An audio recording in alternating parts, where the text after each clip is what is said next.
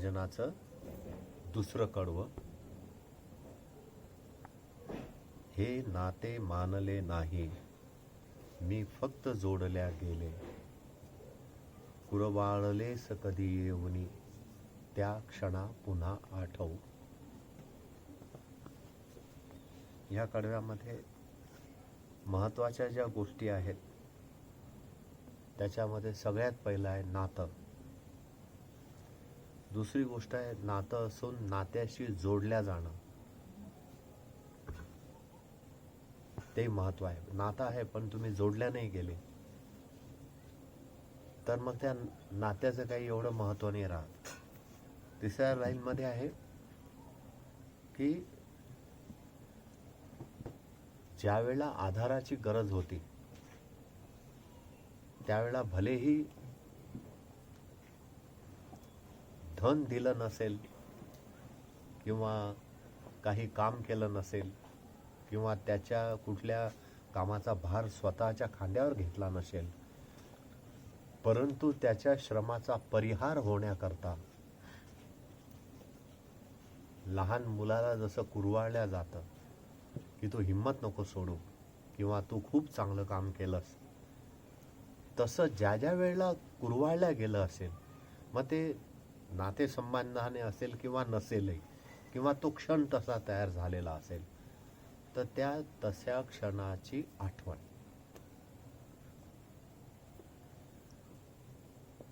पहिलं काय नातं आणि दुसरं काय नात्याशी जोडल्या जाणं. नातं मानणं नाही आहे, नात्याशी जोडल्या जाणं.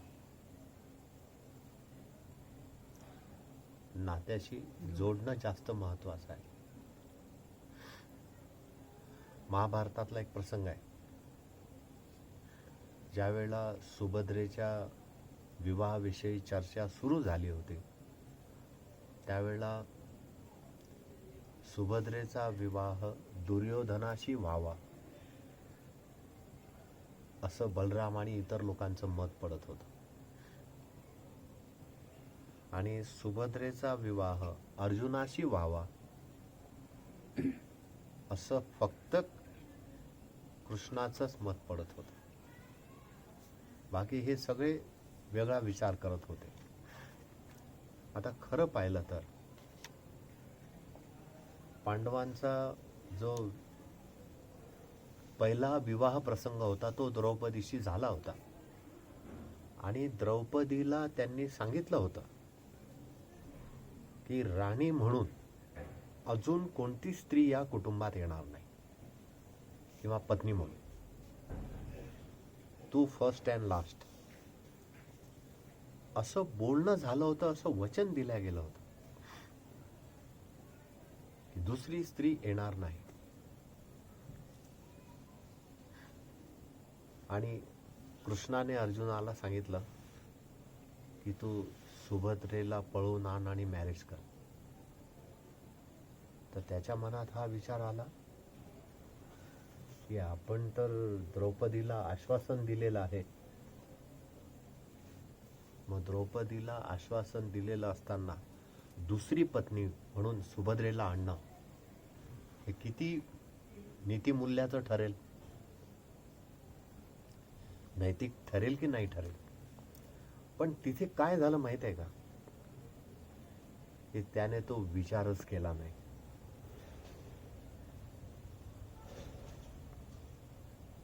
तोपर्यंत त्या दोघांमधलं नातं मैत्रीचं होतं.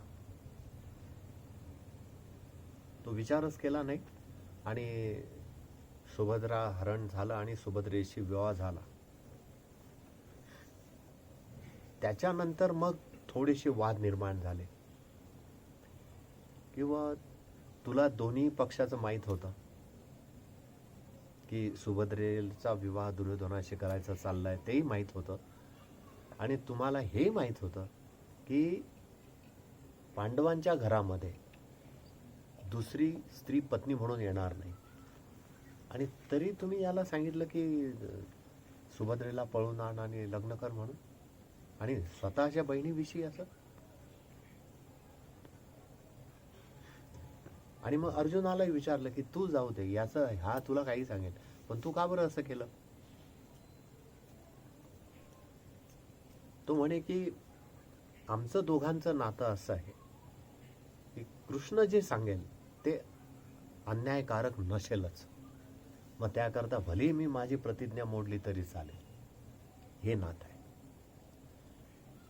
मी माझं डिक्लेरेशन भलेही मागे घेतलं तर चालेल,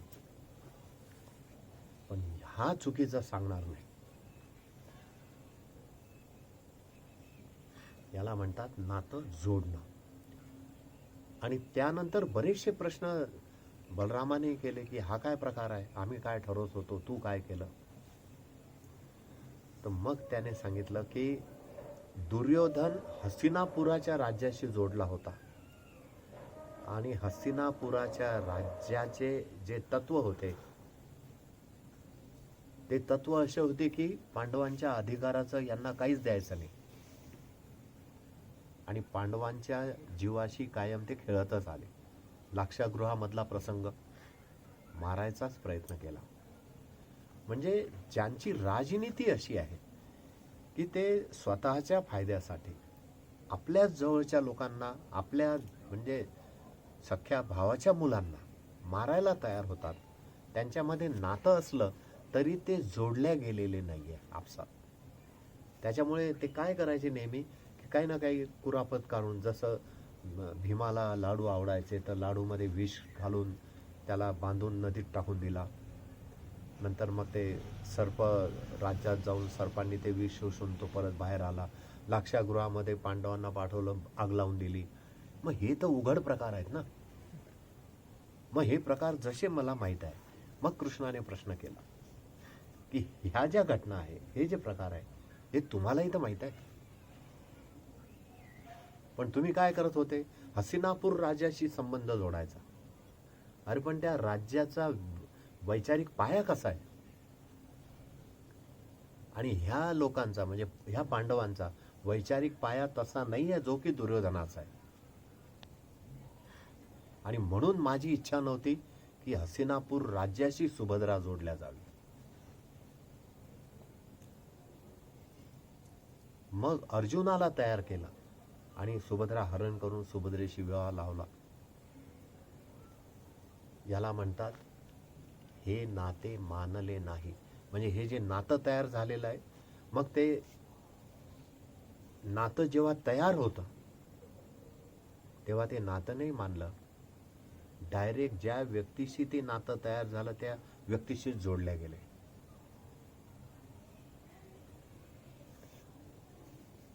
व्यवहारात बघा,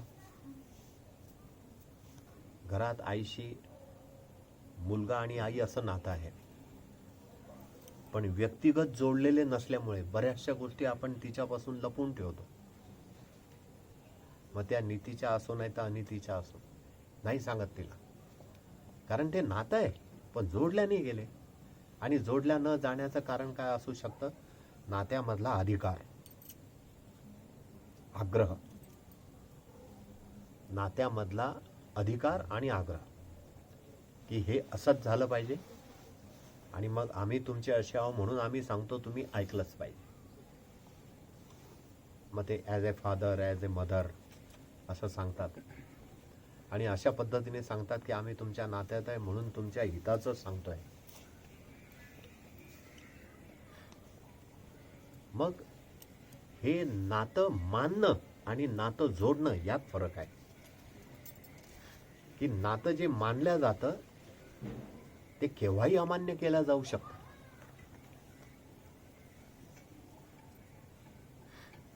म्हणून तर मानल्याला काही व्हॅल्यू नाही आहे. एखाद्या व्यक्तीला किंवा तुमच्या मित्रांमध्ये तुम्हाला 10 पोरं मानत असतील म्हणून काही ते तुमचे मित्र नाही आहे. ते तुम्हाला मानतात म्हणजे काय झालं की कुठेतरी त्यांनाही तुमच्याकडून काही कामं करून घ्यायचे आहे. पण जे तुमच्याशी जोडल्या गेले तेच तुमच्या सोबत राहते. आणि जोडणं हा जिव्हाळ्याचा प्रश्न आहे आणि नातं हे मानण्याचा प्रश्न आहे. म्हणून जनरली नात्यामध्ये आपसात भानगडीत जास्त झालेलं आहे. जिथे नाते आहे ना तिथे पर्सेंटेज वाईज युद्ध जास्त झालेलं आहे. उदाहरणार्थ महाभारत, उदाहरणार्थ रामायण, नाते होते भानगडी जास्त झाले. सुग्रीव वाली, इकडे रावण विभीषण, भानगडीत जास्त झाल्या. पण एकमेकाशी जोडलेले असल्यामुळे अयोध्येमध्ये मात्र वेगळं वातावरण होतं. हे इकडे नात्यात गुंतले होते, अयोध्या जोडण्यात गुंतले होते. हे चारही भाऊ आपसामध्ये जोडलेले होते. म्हणून जेव्हा भरताला गादीवर बसवायचा विचार आला तेव्हा रामाने आग्रह नाही ठेवला. आणि त्याच्या आईने जेव्हा सांगितलं की तू इथे राहशील तर लोक उद्रेक करतील, किंवा मोठा भाऊ असताना लहान भावाला कसं गादीवर बसवलं, तर तू अरण्यात जा, तेही स्वीकारलं. आणि गादीवर बसायचं भरत नाहीच म्हणत होता की हा मोठ्या भावाचा अधिकार आहे, मी नाही घेणार. पण ही घटना जिथे नाते नुसते मानले आहे किंवा नाते आहे त्या ठिकाणी घडली असती, म्हणजे अयोध्या सोडून लंका किष्किंधा इकडे घडली असती तर काय झालं असतं? हा, आईची इच्छा आहे मग काय करावं, नाही तर आपल्याला काय पटतं का असं मोठा भाऊ सोडून? पण आई वडिलांची इच्छा आहे, मग आई वडिलांची इच्छा कशी मोडायची, आणि घेतलं असतं बसून. पण तिथे जोडलेले होते माणसं, आणि ते जोडणं इतकं मजबूत होतं की ते नात्यापेक्षा मजबूत. नातं किंवा इतर ज्या गोष्टी आहे तथाकथित संसाराच्या, त्या त्यांना भेदू शकत नव्हत्या, तोडू शकत नव्हत्या, मोडू शकत नव्हत्या. तर अयोध्या, लंका, किष्किंधा असे जर 3 टप्पे पाडले तर नातं जोडणं म्हणजे काय की नातं मानलं नाही पण जोडल्या गेले, माणसं आपसामध्ये जोडल्या गेले. अरण्यामध्ये जेव्हा श्रीराम निघाले तर भरताला जेव्हा कळालं तर धावत धावत जाऊन त्यांच्या, तुम्ही नाही परत येत तर तुमच्या पादुका द्या, त्या डोक्यावर घेऊन आला. आणि जे सिंहासन होतं त्या सिंहासनावर तुम्ही येईपर्यंत me on behalf of you बाजूला बसून सांभाळीन, पण मी गादीवर नाही बसणार. हे म्हणतात जोडणं.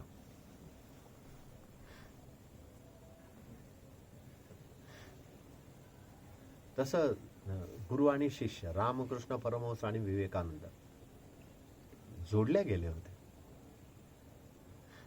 विवेकानंदांना परदेशात सर्व धर्म सभेसाठी, परिषदेसाठी पाठवायचा प्रसंग आला होता, तर त्यावेळेला पैशाची सोय नव्हती. त्याच्या शिक्षणाचा प्रसंग आला होता, त्यावेळेलाही पैशाची सोय नव्हती. रामकृष्ण परमहंसांनी सांगितलं की तू काळजी करू नको, तुझ्यासाठी मी रस्त्यावर उभा राहून 1-1 रुपयाची भीक मागायला तयार आहे. याला म्हणतात जोडणं. हे जोडल्या जाणार. जसं शिवाजी महाराजांनी माणसं जोडले होते, नाते नव्हते जोडले. त्याच्यामध्ये बाजीप्रभू देशपांडे होते, तानाजी मालुसरे होते. हे जे लोक आहेत ना, हे जोडल्या गेलेले होते, जीवाला जीव देणारे. कुठलं नातं नव्हतं क्रिएट झालं. आहे तेच जे नातं आहे ना, त्या नातं या शब्दाची सुरुवातच नापासून होते. म्हणजे तुम्हाला नाकारलं नातं. कोणतं नातं स्वीकार करतं सांगा बरं? कोणत्याच नात्यामध्ये स्वीकार नाहीये. लग्न होतं त्यावेळेला काय म्हणतात? हा, नाही, ज्यांचं लग्न होतं त्यांना काय म्हणतात? नवरा नवरी.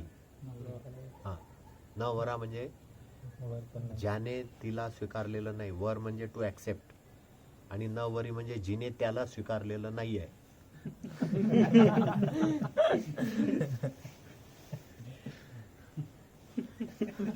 आणि म्हणतानाही तसंच म्हणतात, नवरा नवरीला घेऊन या. पती पत्नीला आणा म्हणतात का? नाही.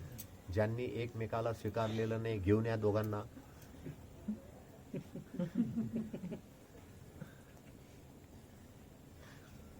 आणि जर स्वीकारलं असतं तर न्यायालयाची गरजच काय होती मग?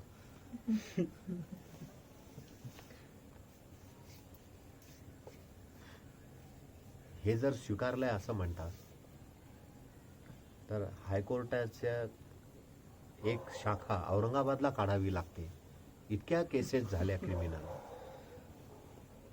म्हणजे स्वीकार नाही. लॉजिक काय त्याच्या मागे? ते काय म्हणतात, हे दोन न स्वीकारणारे एकत्र आले ना सहवासाने यांच्यात प्रेम होईल. अरे पण ते त्यांनी नातं मानलेलं आहे.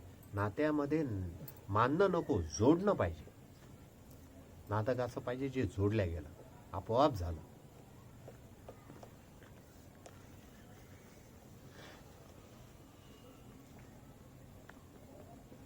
आणि जे जोडल्या जातं तिथं काय असतो? जिव्हाळा.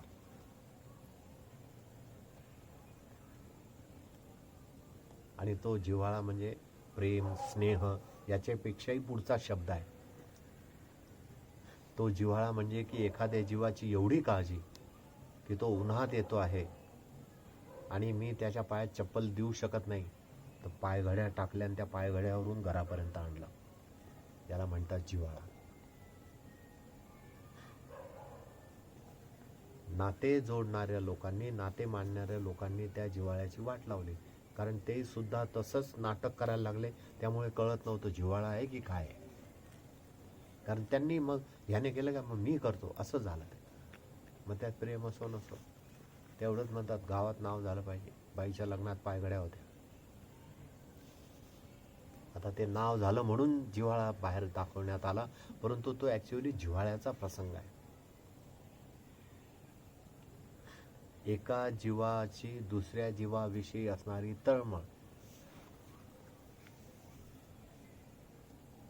मानणं तर काही खरं नाही, आज मानतील उद्या नाही मानणार.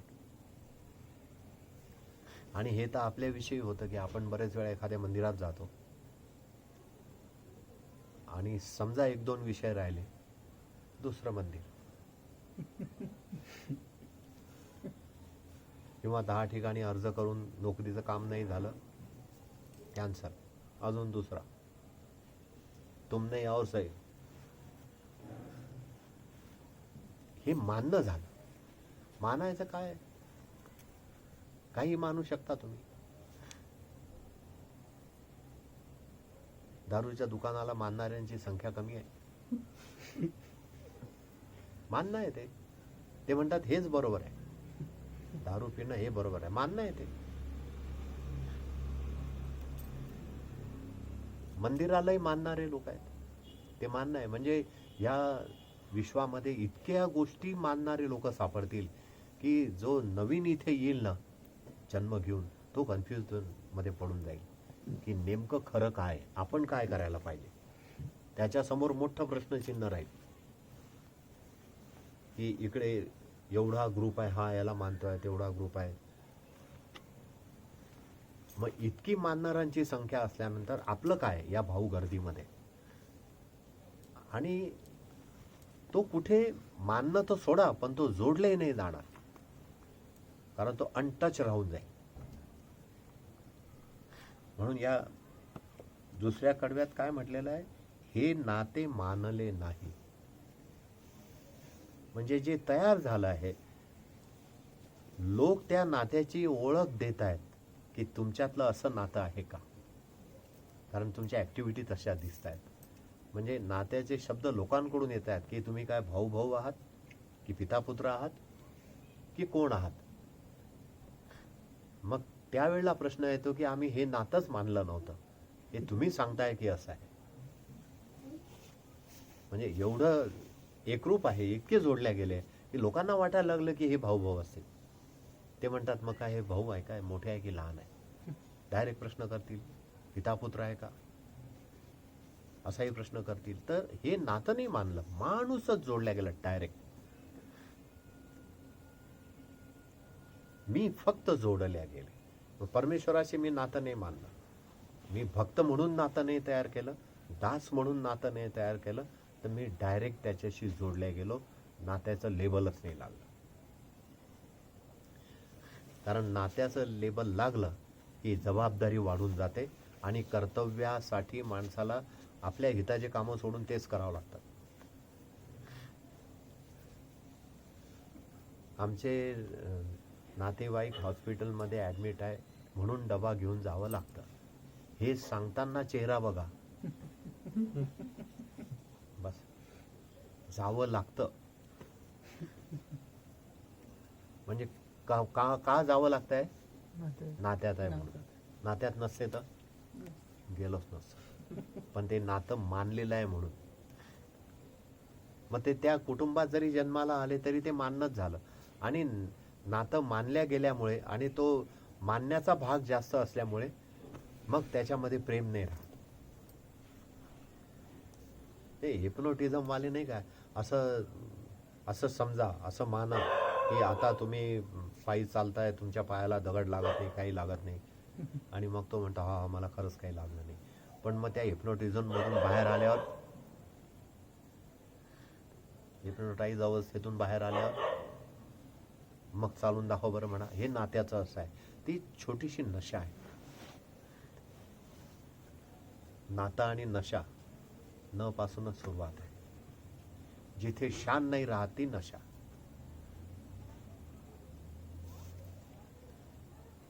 नशाचं उलट वाच. हा, ती राहतच नाही. म्हणून तो उचलून आणावं लागतं घरापर्यंत.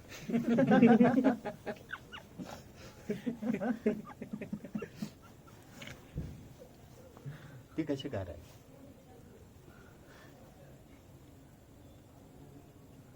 तर कुर वाढलेस कधी येऊन असा प्रसंग आला.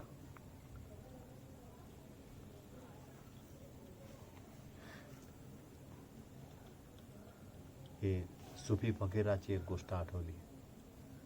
तो आपल्या शिष्यांसह आणि त्यांचा आता जो महिना चालू आहे रमजानचा, तो निघाला होता आणि चांगले 100-150 शिष्य सोबत होते आणि ते एका धार्मिक स्थळापर्यंत प्रवास करणार होते यात्रेसाठीचा. त्या फकीराचे ज्या ज्या गावात शिष्य होते ते त्या सगळ्या शिष्यांची व्यवस्था, त्यांचं जेवण, त्यांचं बसणं, हे सगळं करत होते.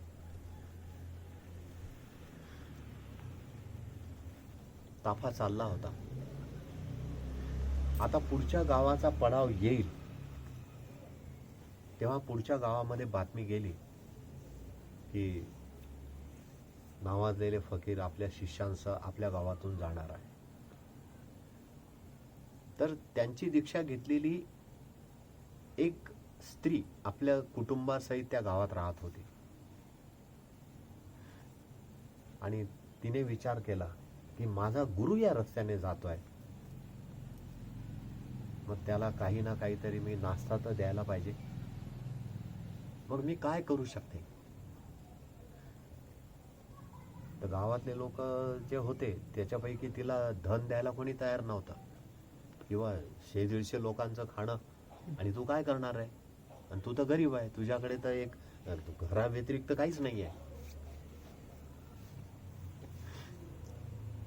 मग तिने सांगितलं की काही नाही तर सगळ्या लोकांना, जेवढे त्यांच्या सोबत चेले असतील त्यांच्या सहित माझी इच्छा आहे की जिलेबी देऊ गरम गरम. बस तेवढंच चालेल. माझ्याकडे जास्त पैसे नाही आहे, पण मी तेवढी जिलेबी त्यांना देऊ शकेन. तिने प्रयत्न केले, पण आता ते लगेच पोचणार आहे उद्यापर्यंत, संध्याकाळपर्यंत किंवा परवा सकाळपर्यंत, आणि तुम्ही आज म्हणताय. ते म्हणे की नाही नाही, मग एवढं जमणार नाही. मग तू कसं काय फेडशील? आम्ही तुला जर पैसे उधार दिले परत कसे करते? तिला पती नव्हता, मुलांसहित राहत होती. निर्णय घेतला, घर विकून टाकलं.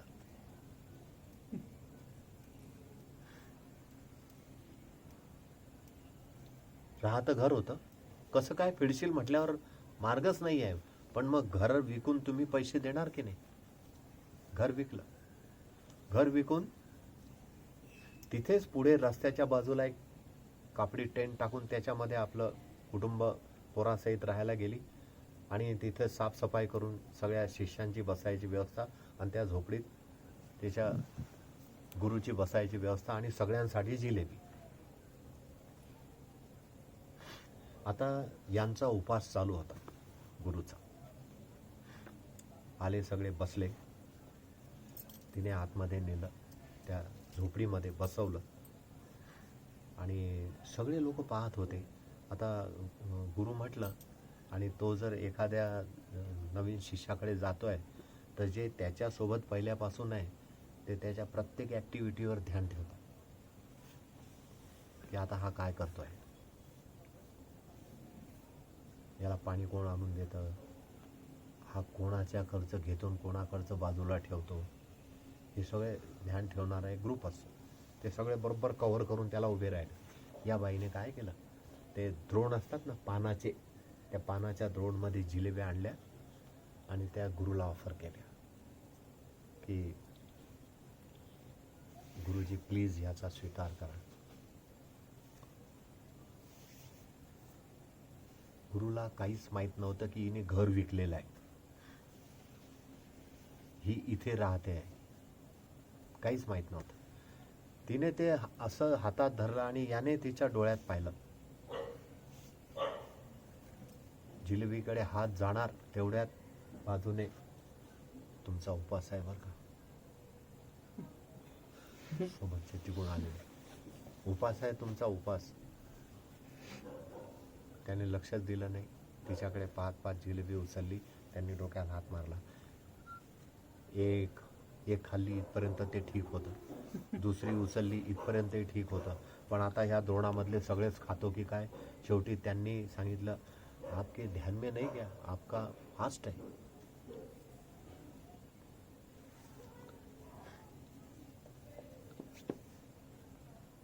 त्यांनी सांगितलं की आज हा फास्ट आहे ना, हा हिच्या भक्तीसमोर काहीच कामाचा नाही आहे. आणि ते एक एक जिलेबी खात होता आणि ती ढसाढसा रडत होती. ज्यावेळेला शेवटची जिलेबी खाल्ली आणि जेव्हा डोक्यावरून हात फिरवला की तू हे काय केलं, काहीच राहिलं नाही तुझ्याकडे, हे करायची गरज होती का. ती म्हणाले की मी वाट पाहत होती की माझ्याकडे तर मी निर्धन आहे, मी तुमच्यापर्यंत पोहोचू शकत नव्हती, पण मला जसं कळालं की ह्या रस्त्याने तुम्ही जाताय, तुमच्यासाठी एवढं करणं काय, घर आहे तर घर कुठेही राहता येईल, पण आज जो तुम्ही डोक्यावरून हात फिरवला तो नसता मिळाला मला, मी तर निर्धन आहे. पुरवाळलेस कधी येऊन. आणि तो क्षण तिच्याकरता अमरत्व देणारा ठरला. त्यामुळे बाकीच्या लोकांमध्ये जे कुजबूज झाली की हाला आपण तर मस्त अच्छे अच्छे थाली में खाना दिया, आपने को तो शाबासकी भी नहीं दी. आणि इथे ते काय ते पानांच्या याच्यामध्ये द्रोणात आणलं, एक जिलेबी काय, स्वतःचा उपासही मोडला, इतक्या महिन्यापासून चालत आलेलं व्रतही मोडलं एका बाईसाठी. झाली ना सुरू तिथे की हे तर नाही पटलं बुवा आपल्याला. आणि ते सिनियर जे होते ते आपसात विचारायचे, बघ तुम्हाला पटलं का, तुमच्याकडे किती वेळा हे असं झालं, यांनी असं नाही केलं, आज कसं काय केलं असं, म्हणजे काय खास आहे या बाईमध्ये असं. झाले ना सुरू. आणि मग काही म्हणायला लागले हे तुम्ही चांगलं नाही केलं, कारण तुम्ही व्रत मोडल्यामुळे काय झालं म्हणे, आता तुम्हाला मानणारे इथे 100 लोक आहेत, ते सुद्धा व्रत मोडतील. हा म्हणे की मला फिकीर नाही, मी व्रत जे मोडलं त्याचा तुम्ही शोध लावा, मला त्याची फिकीर नाही. हे यातले आताच्या आता निम्मे घरी जरी निघून गेले मला फिकीर नाही. मग त्यांना असं वाटायला लागलं असं काय बा. शेवटी क्युरियासिटी वाढतेच आहे. आणि अजिबात न दिसणारी बाई आणि तिच्यासाठी एवढं मोठं व्रत मोडून तिला पार डोक्यावरून कुरवाळणं, जिथे की आम्ही त्याच्यासाठी इतके वर्ष झाले यांच्यावर एक पाठीवर थाप नाही मिळत. काय आहे हे? आणि काही वेळेला तर ते म्हणायचे, मी तुम्हाला पहिलेच म्हणून हे जे आहे ना यांचं डुप्लिकेट वागणं आहे गुरूंचं, पण तुम्ही ऐकत नव्हते. हे बघा, एकाला पोटाला, एकाला पाठीशी, एकाला छातीशी, पण तुम्हाला पडतच नव्हतं. मी पहिलेच म्हणत होतो. काही असं म्हणायला लागले, काही म्हणायला लागले की ते काही असो, व्रत नाही मोडायला पाहिजे होतं. म्हणजे ते त्याने कसं गुरुचा कसा प्रभाव पाहिजे शिष्यांवर, काही असं म्हणायला लागले, काही तसं म्हणायला लागले. परंतु ज्या वेळेला निघायची पाळी आली तेव्हा त्याने उभा राहायला सगळ्यांना सांगितलं की बसा, मी काय सांगतो ते ऐका, आणि मग तिला उभा केला. याचा जो प्रसाद होता ना जिलेबीचा, तो कसा होता? आता त्यातले हे जे खट्टू झालेले लोक होते यांनी रिस्पॉन्सच दिला नाही. बाकीचे म्हणायला लागले हा बढिया था. आता बढिया असूनही बढिया नाही म्हटलं, पाहिलंच नाही तिकडे. मग तिला सांगितलं की तू उभी राहा, आणि हा प्रसाद इतका मिठा कसा बनला थोडंसं आम्हाला सांग. ती म्हणाले की नाही नाही, जाने देव जाने देव. म्हणे नाही, तू सांग. आणि ते एवढ्या करता सांग की तुझ्या प्रसादासाठी मी माझा 1 महिन्याचा रोजा तोडला, फक्त तू हे आणलं म्हणून. मग उभी राहिली ती, आणि मग तिने सांगितलं की मला असं असं निरोप आला, आणि मग मी माझं लोन मागितलं लोकांना, लोक लोन देत नव्हते की तू फिरशील कुठून, तुझी सोय नाही आहे. तर मी शेवटी माझं घर विकलं, आणि त्या विकलेल्या घराच्या पैशातून हे सगळ्यांसाठी केलं. तेव्हा ज्यांनी ज्यांनी टेस्टने बोलले होते ना, खाली मान घातल्याशिवाय मार्ग राहिला नाही. पण हे झालं कुरवाळणं. म्हणजे काय झालं त्याच्यानंतर त्यांचा प्रवास जो सुरू झाला, तर त्या ज्या क्षणाच्या आठवणी होत्या ना, त्या तिच्यासाठी जीवन बनून गेल्या, संजीवनी बनून गेली, व्हिटॅमिन बनून गेलं. काहीच नाही राहिलं होतं, सगळं लुटल्या गेलं होतं. पालामध्ये राहणारी बाई पण टेस्टने जगत होती. हे होतं कुरवाळलेस कधी येवनी, त्या क्षणा पुन्हा आठवू. आणि ते जे क्षण असतात असे आपल्या जीवनामधले, की ज्या वेळेला कधी एखाद्या गोष्टीसाठी आपण स्वतःला पूर्ण झोकून देतो, आणि झोकून दिल्यानंतर आपला मास्टर किंवा ज्याच्यासाठी झोकून दिलं तो त्या गोष्टीचं महत्त्व समजून घेतो, ते झोकून देणं तो जो स्वीकारतो, आणि त्या स्वीकारल्याबद्दल जेव्हा तुम्हाला तो कुरवाळतो की येस बहुत अच्छा बढिया काम किया, केसांमधून असे हात फिरवतो ना, मग मजा येते. आई कशी कुरवाळते तसा तो जेव्हा म्हणतो की अरे बढिया काम किया, ते क्षण आपल्याला लक्षात राहतात, आणि ते क्षण असते संजीवनी. मग ते क्षण केव्हा कामात येतात? जेव्हा लाईफमध्ये निराशा येते, जेव्हा फ्रस्ट्रेशन येतं, जेव्हा सगळीकडून दुःख येतं. अपयश असं डोंगरासारखं उभं असतं, एक पार केला की दुसरं, दुसरा पार केला की तिसरं, एका मागे एक, असे 7 पुढे जसे आहेत ना तसे अपयश उभे असतात. आणि त्या अपयशाच्या डोंगरांमध्ये अडचणीचे काटे, दगड भरलेले असतात, आणि संकटांचे हिंस्र प्राणी फिरत असतात की कोण कुठून येईल काही भरोसा नाही. अशा वेळेला जर काही कामात येत असेल तर ते जे आपल्या मास्टरने कुरवाळलेले क्षण आहे, ते डोळे बंद करून आठवल्यानंतर ती हिम्मत. आणि किती डोंगर आहे नंबर ऑफ माहीत नाही, तर तो म्हणतो ओके, किती का असू दे ना, चला, चिंता नसते त्याची. हे कुरवाळण्याचे जे क्षण आहे, मग ते आईचं कुरवाळणं असो, आपल्या मास्टरचं असो, त्याला असं म्हणा ॲप्रिशिएशन फॉर द वर्क. पण ते ॲप्रिशिएशन म्हणजे प्रमाणपत्र देऊन नसतं. तो क्षण असा असतो की त्याच्याकडे कागद पेन्सिल नाही आहे, नाही ड्राफ्ट झालेला आहे तयार की नुसती सही करून देऊन टाकू, नाही त्याच्याकडे एखादा ते मेमोरंडम काय असतो तोही ट्रॉफी नाही आहे, काहीच नाही आहे. मग ती ट्रॉफी येते कोणती? कोणत्याही तऱ्हेचे जे दृश्य स्वरूपातले असे काहीच नाही आहे. ना लेटर पॅड आहे, ना ट्रॉफी आहे, ना प्रमाणपत्र छापलेलं आहे, ना काही लखोट आहे, किंवा ना ढाल आहे, काहीच नाही आहे. मग ते क्षण लक्षात कसे राहतात?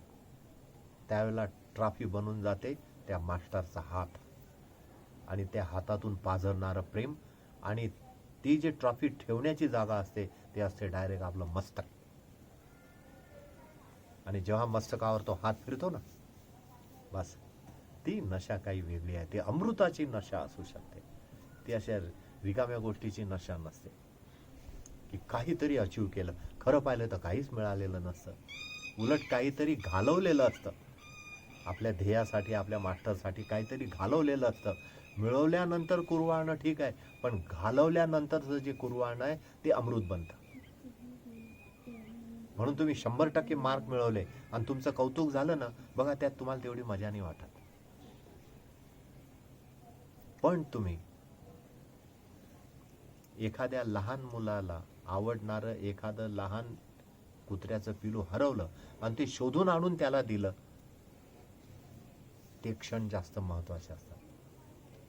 कारण लहान मुलाला तर काही नाही माहित नाही. जनरली लहान मुलांच्या मागण्या साधारणतः पूर्ण करायचा प्रश्नच नसतो, कारण ते काही मागू शकतात.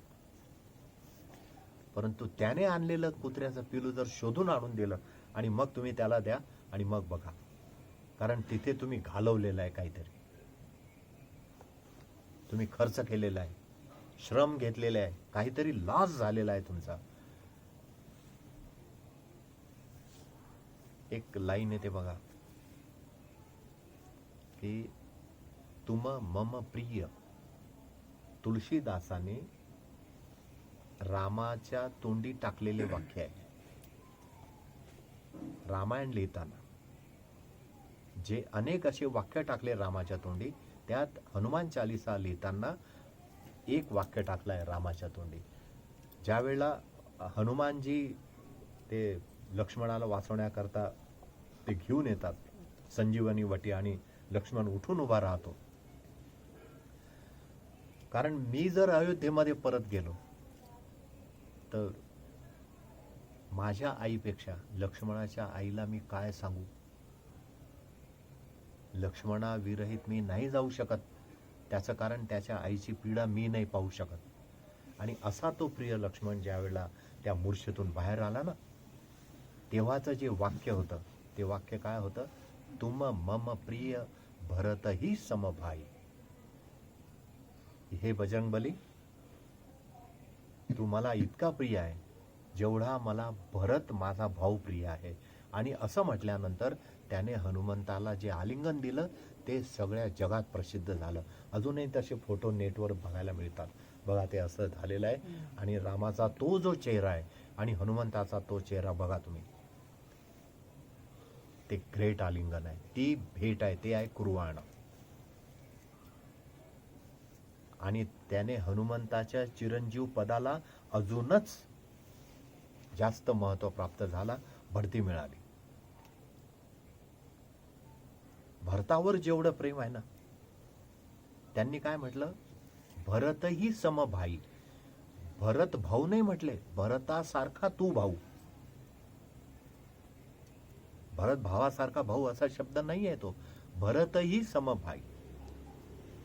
तुम मम प्रिय भरत समभाई.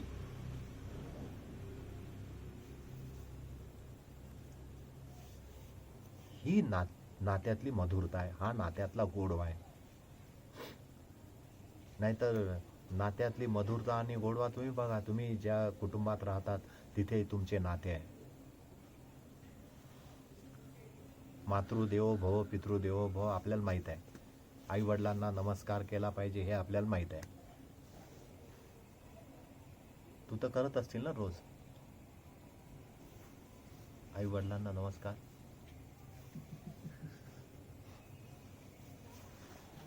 नाही करत तर जाऊ दे, नाही सांग, त्याने काही फरक नाही पडत. हा नाही करत, व्हेरी गुड. तू जाऊ. तर ज्या वेळेला आईमध्ये आई तयार होते ना की मी सांगते असं करू नको, त्यावेळेला समजायचा हिच्यातला परमात्मा गेला.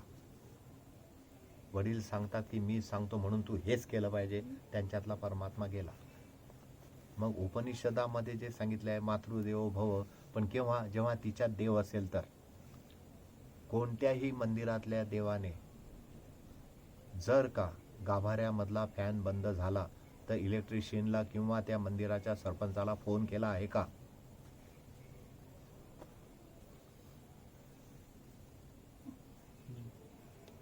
नाही केला.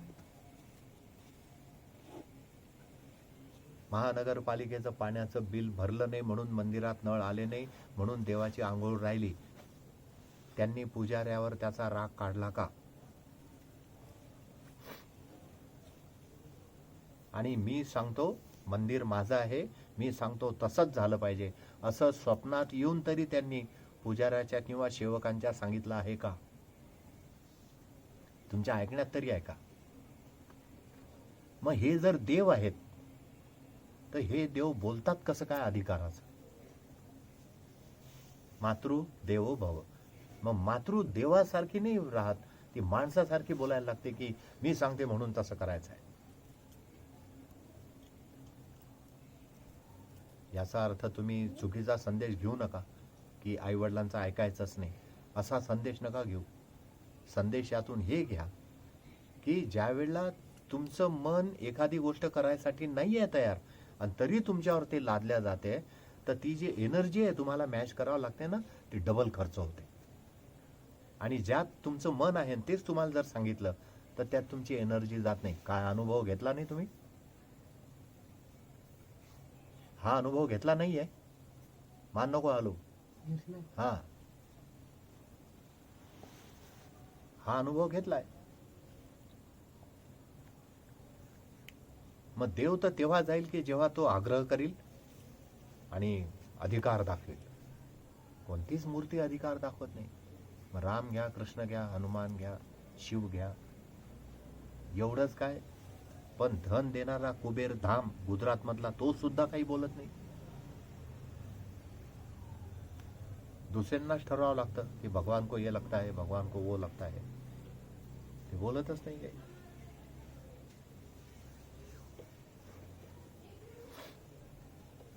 तर हे जे भजनाचं कडवं आहे हे ना ते मानले नाही, मी फक्त जोडल्या गेले. आता तुमची संख्या एवढी झाली,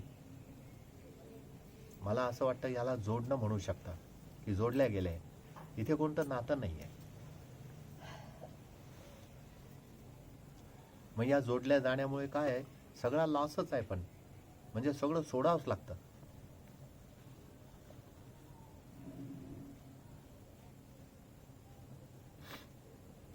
पैसा जो मिळवला जातो ना,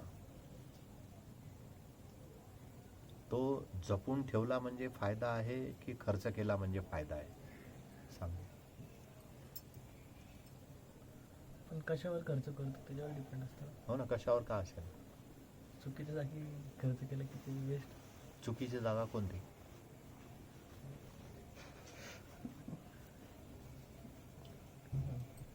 नशा करायला लागले मग ते त्याच्यामध्ये पैसा वेस्ट गेला तर. नाही तर चुकीच्या जागी इन्व्हेस्टमेंट लावली. नाही, आता हा प्रश्न मी वैयक्तिक केला तर की तू काय करशील? चांगलं एकतर ठेवेल नाही तर चांगलीकडेच यूज करेल. हो, म्हणजे मग पैसा ठेवणं चांगलं की खर्च करणं चांगलं?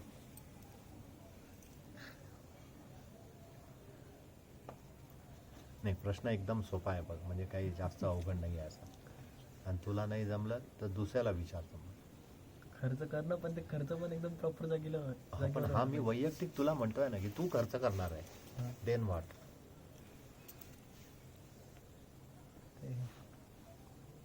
मग खर्च करणं चांगलं आहे, कारण की मी नाही वेस्ट करत. जमा करणं चांगलं नाही ना? हा, तुझं काय मत पडलं? खर्च करणं म्हणजे जमा करणं चांगलं नाही. पण आपल्याच घरातले लोक जर जमा करताना दिसत असतील तर?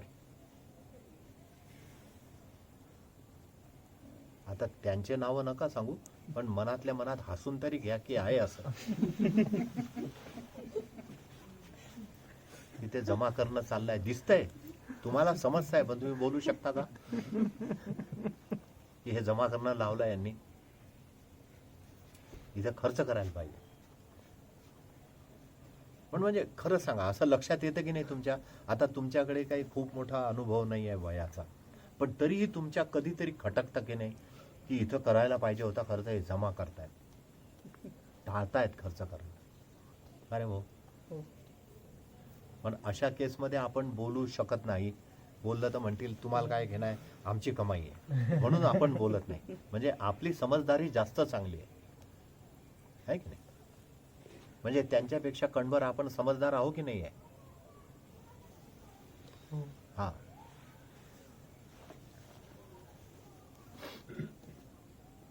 म्हणजे तुम्हाला माहीत असूनही तुम्ही काहीच करू शकत नाही की अरे हे जमा करणं चाललंय, इथं हे सोडायला पाहिजे होतं, हे धरून ठेवतायत, कटौती करतायत.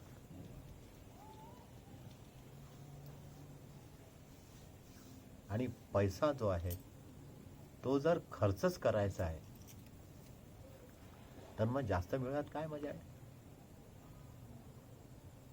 पोटापुरते देई मागणे लई नाही, आहे की नाही? दुसऱ्याच्या दाराशी भिक्षुक म्हणून जावं लागणार नाही, एवढीच काळजी घ्यायची आहे फक्त. कारण आपण काय अजून संन्यास घेतला नाही. संन्यासी लोकांना तोही अधिकार आहे, इथे कोणाच्याही दाराशी जाऊन अलख निरंजन म्हणू शकतात. पण आपल्याला कुठे जायची पाळी येऊ नये एवढीच काळजी घेतली तरी मग जास्तीची गरज आहे का? आणि धन मिळवलं तरी ते खर्च केल्याशिवाय काही मिळतं का? म्हणजे जर जीवनामध्ये एखादी संजीवनी देणारी घटना घडवायची असेल तर सोडावं लागेल, खर्च करावं लागेल, देऊन टाकावं लागेल की सांभाळून ठेवावं लागेल? नेमकं काय करावं लागेल सांगा? देऊन टाकावं. सोडावं लागेल, देऊनही टाकावं लागेल, खर्चही करावा लागेल.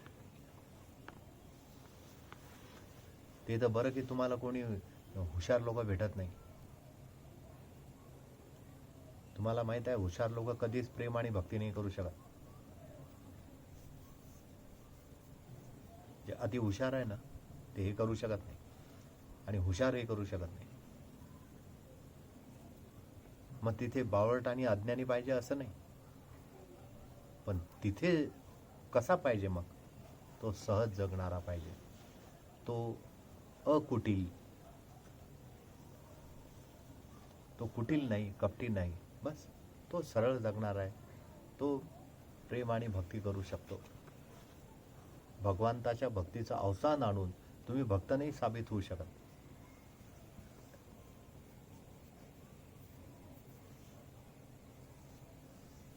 तर ह्या गोष्टी जर जागृतपणे समजून घेतल्या की माझं नातं नेमकं कोणाशी जोडल्या गेलं आहे, मी जोडल्या गेलो आहे की मी नात्यात फसलोय. फसून तर जोडल्या नाही जाणार. माकड आहे ना, बाळाला पोटाशी घेत असते, ते सतत आईशी जोडलेलं असतं. आणि मांजर काय करते?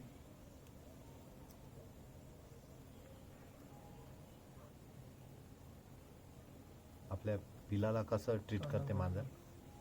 तोंडात धरते. हं? तोंडाने धरते. तोंडात धरते ती. पण माकड नाही, माकड पोटाशी धरते. जोडल्या जाणं याच्यापासून शिकू शकता तुम्ही. आणि जोडल्या जाण्याचं बेस्ट उदाहरण आहे लिसन टू आवर हार्ट. आपल्या हृदयाचं ऐका, मनाचं नका ऐकू. मन नातं निर्माण करेल, नातं मानेल, नात्याची वाट लावेल, हार्ट नाही करणार तसं. हृदय कसं जोडलेलं असतं ना. आणि जर जोडायचं असेल, हे सगळं जग जर जोडायचं असेल तर एकच सूत्र आहे, बोलणं मधुर पाहिजे. वशीकरण एक मंत्र है. जगाला वश करायचं, प्राण्यांना वश करायचं, पक्ष्यांना वश करायचं, एकच मंत्र आहे. वशीकरण एक मंत्र है. त्यजदो वचन कठोर. कठोर बोलणं सोडून द्या. बाकी छूछा करायची गरज नाही आहे. नाही दाराला बिबे लावायची गरज आहे, ना निंब लावायची गरज आहे, ना काळ्या बाहुल्या टांगायची गरज आहे. काही वशीकरण, एकच वशीकरण, त्याच्या तो वचन कठोर. कठोर बोलणं सोडून द्या. बोलण्याशी जोडणं कसं संभाव्य आहे? बोलणं आणि ऐकणं हे सोबत चालतं की नाही? आता इथं ह्या जागेवरून बोलल्या जात आहे, तिकडे ऐकल्या जात आहे. म्हणजे काय होतं? तोंडाचा आणि कानाचा संपर्क येतो.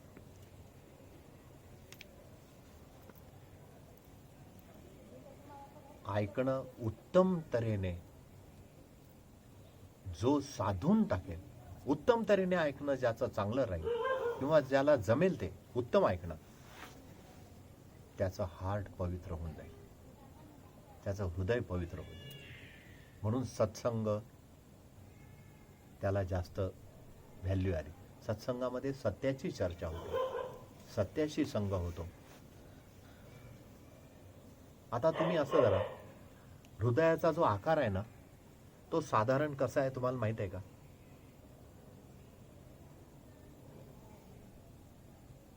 माहित आहे?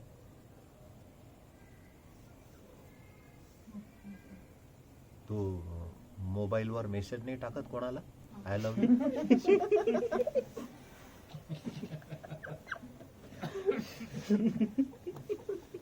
टाकतो की नाही टाकत?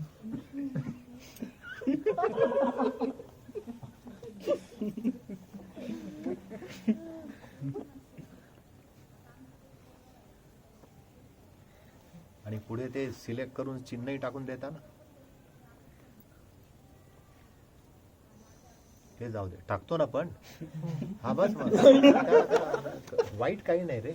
एखाद्याला सांगणं की मी प्रेम करतो, याच्यात काय वाईट आहे? ती शंका तुझी आहे. नाही ते जाऊ दे त्यांचा. मी क्लिअर आहे. मी काय बोललो की तू या जगामध्ये माणूस कोणावरही प्रेम करू शकतो. वृक्षांवर प्रेम करतात काही लोक, झाडं जपून ठेवतात. झाडांवर प्रेम करणार आहे, पक्ष्यांवर प्रेम करणार आहे, पक्षीप्रेमी आहेत, पशुप्रेमी आहेत. असं काही नाही की तुम्ही एखादं लव म्हटल्यानंतर तुम्ही डायरेक्ट तुमच्या डोळ्यासमोर स्त्री आणि पुरुष येतात. Not necessary. आई सुद्धा असू शकते, बहीण असू शकते, असं नाही. त्याच्यामुळे मला मुळीच शंका आली नाही. पण तू जे क्लिअर केलं ते इथल्या जनतेसाठी हे बरं झालं. कारण नंतर यांनी थोडासा गमतीचा पार्ट उभा केला.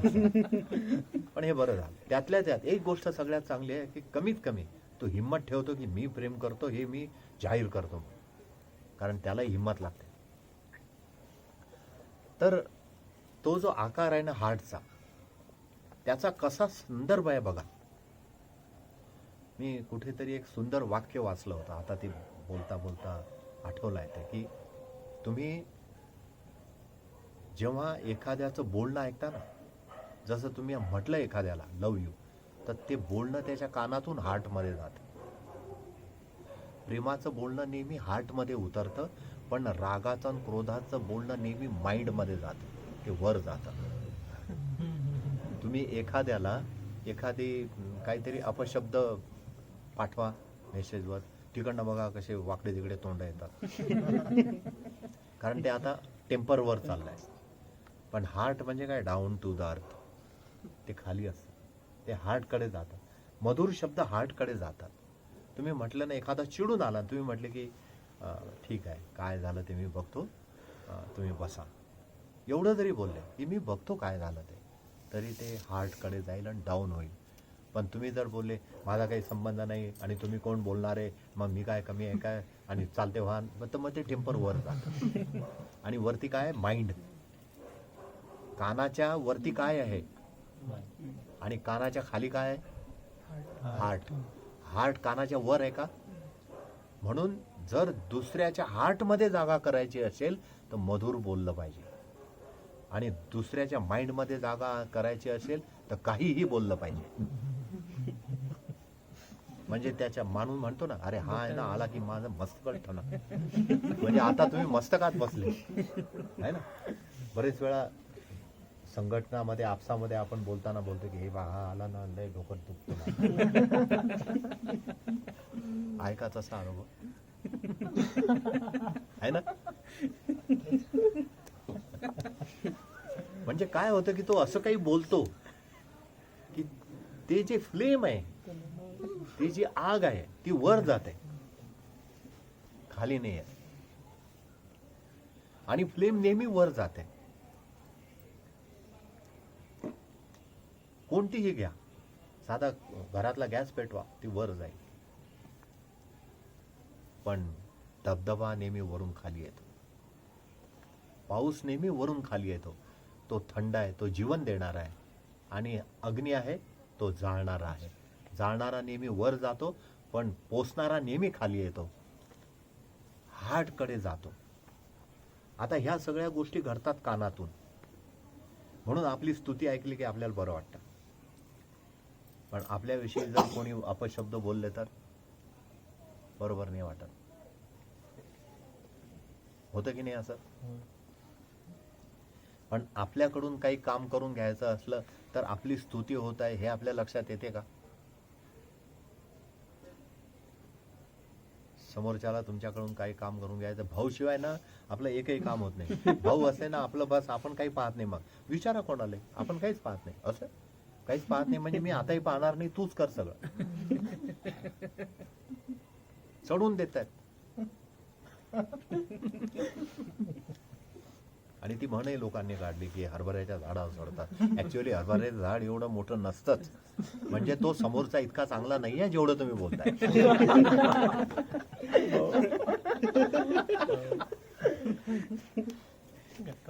हा,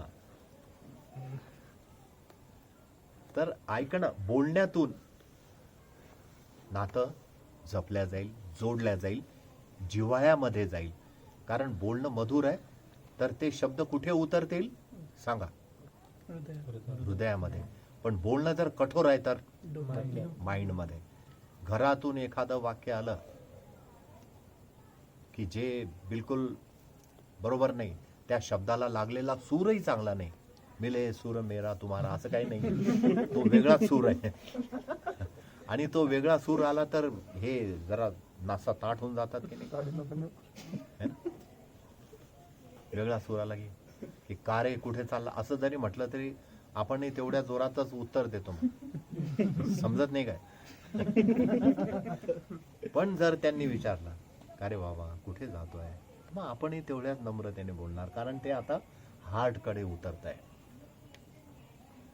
हार्टकडे उतरण्याचा जो मार्ग आहे आणि माइंडकडे वर चढण्याचा जो मार्ग आहे तो एकच आहे. तो कोणता आहे? कान. कानाशिवाय दुसरा मार्ग नाही. पण अशी कल्पना करा की हे दोन कान, डावा आणि उजवा, असे जोडले तर कोणता आकार तयार होतो? मोठ्यांचा दोन्ही कान काढले ना आणि ते जोडले तर हार्टचा आकार तयार होतो, माइंडचा नाही होत. म्हणजे आता काय झालं, कंपल्सरी मधुर बोललं पाहिजे. कारण कानाने जे ऐकल्या जाईल ते हार्टकडेच गेलं पाहिजे, माइंडकडे जाता कामा नये. अविचार करून काही नका बोलू, पूर्ण विचार करून बोला. नाहीतर जे मी आता तुमच्या समोर प्रपोजल ठेवलं ते बघा, की दोन्ही कान असे लावून बघा तर हार्ट तयार होईल. म्हणजे हे कान जे आहे हे हृदयासाठी आहे, माइंडसाठी नाही आहे. मग ह्या कानाने जर कोणी निंदा ऐकवत असेल तर ती ऍक्सेप्ट नका करू, सोडून द्या ती जागा, चालले जा तिथून. कारण कानाने जोडायचं काम करायचं आहे, तोडायचं नाही. आणि तोडायचं काम होते आहे लक्षात आल्यानंतर तुम्ही तिथे रोखलं पाहिजे समोरच्याला, की तुमच्या ह्या सांगण्याने ना दोघांमध्ये भेद तयार होईल, बोलू नका असं. एवढं बोलायसाठी हिंमत लागेल. आणि मग ती हिंमत जर तुम्ही ठेवली की ही माझी आई असो, वडील असो, भाऊ असो, कोणी असो, पण हा तोडायचं काम करतोय, याला इथं नम्रतेने सांगितल्या गेलं पाहिजे, तर ते जोडणं होईल. मग तुम्ही जोडले जाल त्यांच्याशी. पण सांगण्याची पद्धत बाकी नम्र लागेल. नम्रतेने त्यांच्या लक्षात आणून दिलं की हे बरोबर नाहीये, तुम्ही तोडताय. मग तुमचा गुरु का असे नव्हतो की तुम्ही तोडायचं काम करताय, इथं थांबा. नम्रतेने सांगा, कारण तो कान हा कुठे जाणारा रस्ता आहे? हृदयाकडे, माइंडकडे कान जात नाही. निसर्गाने व्यवस्थाच तशी केली आहे की 2 कान जोडले तर आकार माइंडचा तयार होत असता, तर आपण मान्य केलं असतं की आता माइंडकडे चाललंय. पण माइंडकडे केव्हा जातं? जेव्हा कठोर शब्द बोलले जातात, ऐकल्या जातात. देणारा आणि घेणारा कठोर ऐकत असेल, बोलत असेल, तर ते सगळं माइंड रिफ्लेक्ट करेल. पण देणारा आणि घेणारा जर मधुर संबंधात असेल, हे नाते मानले नाही, मी फक्त जोडल्या गेले, पुरवाळलेच कधी येऊनी. ते जे क्षण आहे ते कुठे साठवलेले असतात? हार्टमध्ये. ते क्षण माइंडमध्ये नसतात साठवलेले. माइंडमध्ये काय साठवलेलं असतं की मी 3 दिवस डबा आणला, याने 2च दिवस आणला. हा, 130 पैकी 50 पिशव्या तर मीच वाटल्या. हा काय नुसता गाडीवर उभा होता. हे माइंड आहे. हा. आणि माइंड काय म्हणते? करतोय ना, हे माइंड आहे. हा. त्याला हौस आहे बोलते मी, त्याच्याच डिक्कीत टाका आणि त्यालाच म्हणा तूच कर. पण हे न बोलता चालतं सगळं. हे माइंड आहे. पण हार्ट काय म्हणतं? नाही, थांब जा, साथ ही हाथ बढ़ाना, मिलकर बोझ उठाएंगे. हे हार्ट आहे. एकाच्या खांद्यावर नाही टाकणार, मिलकर बोझ उठाएंगे. आणि टीम कशी असते की ते आपल्या लीडरला जपते. टीम ती पाहिजे. आणि लीडरने टीमचं जे आहे त्या टीमचा आत्मसन्मान जपला पाहिजे आणि टीमने लीडरच्या शारीरिक स्वास्थ्य जपलं पाहिजे. पण लीडरने टीमचा आत्मसन्मान जपला पाहिजे. हे हार्टचं काम आहे. माइंडचं काम कसं आहे? हे बघ, हा याला हे सांगितलं केलं नाही बरं का, मला लगेच दुसरा म्हणतो तो तसाच आहे. हे माइंडचं काम आहे. पण हार्ट म्हणेल इट्स ओके, परत जाऊ, आणि तुला काही अडचण आहे काय म्हणून त्याच्या जवळ जाऊन जर एक थाप मारली पाठीवर, मस्त काम केलं गड्या, असं अजून उभारी येते. समुद्राच्या अलीकडच्या किनाऱ्यावर अंदाजे 90,000 वानर आले होते लंकेवर स्वारी करायकरता. तर विचार करा, प्रत्येक टोळी होती वानरांची. वानर म्हणजे टोळीने येतात. तर प्रत्येक टोळीच्या प्रमुखाला पर्सनल राम जाऊन भेटलेला आहे. आणि ही गोष्ट लक्षात ठेवा. मागे मी किती वेळा बोललो होतो की जसं आपण जेवायला लोक बसवतो तर त्यावेळेला सांगतो की पर्सनल जाऊन विचारा झालं की नाही. टोळी प्रमुखाला प्रत्येकाला जाऊन भेटला तो. हेच जोडणं. पैसा खर्च झाला, जोडण्यासाठी जाऊ दे, पैसा मिळून घेऊ, माणूस नाही गेला पाहिजे. पैसा गेला तर चालेल. एखाद्या ठिकाणी मैत्रीचं नातं आहे, एखाद्या ठिकाणी भावासारखं नातं आहे, बहिणीसारखं नातं आहे, पैसा गेला तर जाऊ दे, माणूस नाही गेला पाहिजे. माणूस आहे तर पैशापेक्षा मोठी व्हॅल्युएबल गोष्ट आपल्याकडे आहे. पैसा आहे तर ती एवढी व्हॅल्युएबल नाही आहे, तिथं कुठूनही निर्माण होईल. म्हणून लोक सामूहिक काम तयार झालं ना की त्यांना माहित आहे मी शारीरिक श्रम करत नाही, तर सगळ्यात पहिले ते पैसा सोडतात. आणि शरीरामध्ये शक्ती असूनही शारीरिक श्रम देणारे खूप कमी आहेत. चमडी बचावचं काम जास्त चालतं. आणि म्हणून माइंडने जास्त नका जगू, हार्टने जगा कधीतरी. ज्या व्यक्तीशी, ज्या तत्वाशी तुम्ही जोडल्या गेले त्याची आठवण आली तर कधी कधी डोळ्याच्या खालच्या पापण्या तरी ओल्या झाल्या पाहिजे रे. अरे 3 दिवस झाले भेटलो नाही, खालच्या पापण्या तर ओल्या होऊ द्या जरा. ते हार्टनं जगलाय. माइंडवाले काय म्हणतात, काय होतं त्याला. हे माइंड आहे. आजच्या कडव्यातल्या ह्या ज्या महत्वाच्या गोष्टी आहेत ह्या पक्क्या लक्षात ठेवा की कान सेंटरला आहे, कानाच्या वर माइंड आहे, खाली हार्ट आहे. पाऊस पडतो खाली येतो, धबधबा पडतो खाली येतो, अग्नी पेटला वर जातो. आता अग्नी पेटवायचा की पाऊस पाडायचा, म्हणजे घरं जाळायचे की घरांना जीवन द्यायचं, थंड पाणी पाजायचं, हे सगळं तुमच्यावर अवलंबून आहे. आणि हे तुमच्यावरच सोडून आजचं हे कडवं इथे चर्चेपासून मुक्त करतोय. आजची चर्चा इथेच. उद्याच्या दिवशी पुढच्या कडव्यात.